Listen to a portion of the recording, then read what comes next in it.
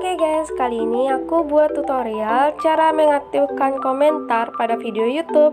Jadi kita harus buka dulu aplikasi YouTube Studio ya guys.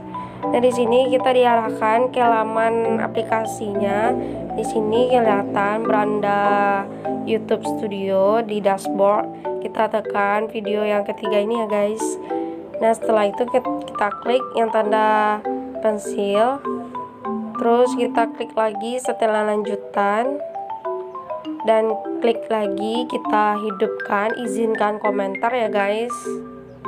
Dari situ kita klik simpan. Nah setelah selesai kita lihat hasilnya ya guys. Kita tutup dulu YouTube-nya, terus kita kembali lagi, kita klik YouTube, terus kita lihat hasilnya ya guys, apakah ada.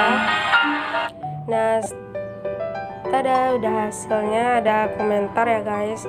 Di sini bisa mengomentari video siapa, terserah. Udah kita aktifkan. Nah, sekian dulu tutorial pada hari ini. Kalau ada kesalahan mohon dimaafkan, dan jangan lupa like, comment, share, dan subscribe. Semoga video ini bermanfaat untuk kalian semuanya. Oke, see you next time. Bye bye.